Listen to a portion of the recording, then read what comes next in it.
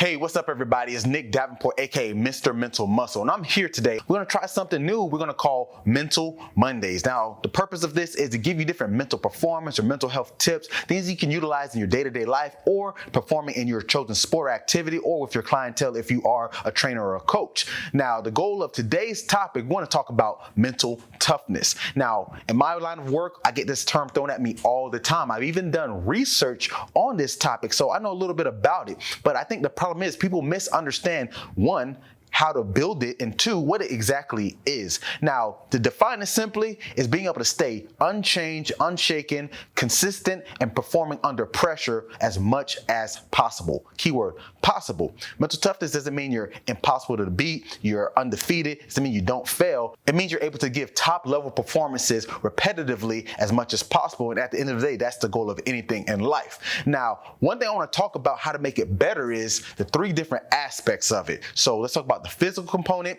the psychological component, and the cognitive component. Now, a lot of times people think of mental toughness is usually looked at only as the physical component because they say if you can work hard and don't stop, don't give up, take the pain, you're mentally tough, and that is part of it. But a lot of times I see coaches try too hard to run their players or athletes to death or have them inflict a lot of physical pain. If they're still standing, they're mentally tough.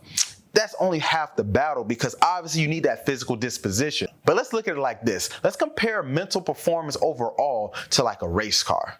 So the physiological component, that's the actual body, the engine, the gears, the tires, the parts of the car that make it what it is. That's what we talk about when we talk physiological. Now, the cognitive aspect is more so the processes that act with the body of the car and the engine and the different components, how the engine pistons pump up and down, how the brake pad is able to allow you to stop, the steering wheel turning. That's the cognitive processes. And then the psychological aspect is the actual driver. This is the behaviors. Now, you can look at it like this. With the physical component, you can increase mental toughness from put yourself under a physical load. A lot of times I explain this when you think about it with fitness, you have to overcome some type of stressor, adapt, add a little more resistance and progressive overload, and do it again until your body accommodates.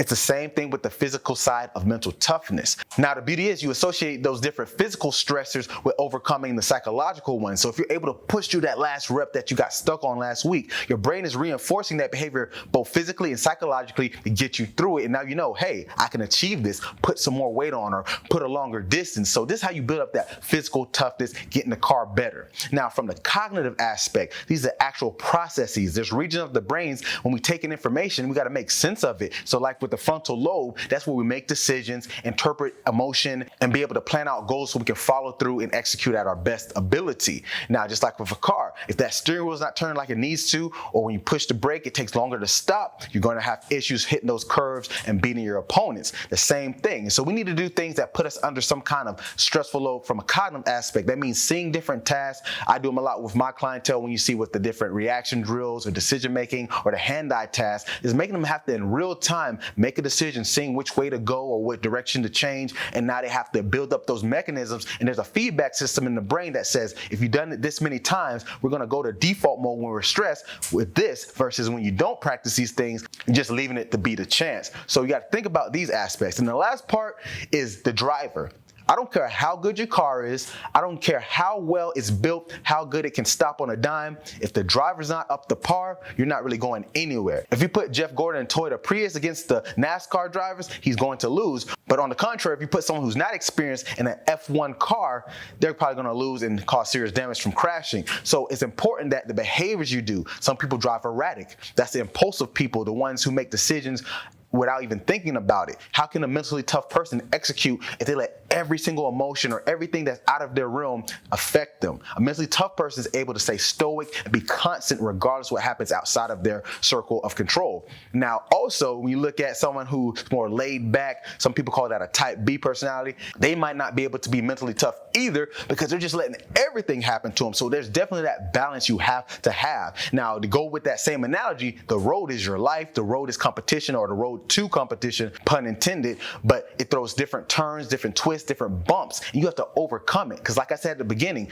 mentally tough people aren't invincible. They do fail. They have to make tough decisions all the time, and I would argue the mentally tough people go through more and fail more than most other people. The difference is they keep going. You can always see it as a threat or a challenge, as I always say. A mentally tough person sees the hindrance as a challenge, while a mentally weak person sees it as a threat. The only difference there is a threat says, I can't keep going. This is hard or dangerous, while a challenge says, it's hard, but I can figure out to get through it. So thanks for tuning in, guys. This was the first Mental Monday, and let me know what you guys think in the comments below. Maybe we can do some more of these. Make sure you check out everything else we got going here. And I have different YouTube channels you can check out, such as the Mental Breakdown and my Mind Body One page, where I share different information on different topics with building better psychological habits, as well as training programs so you can get your mind right.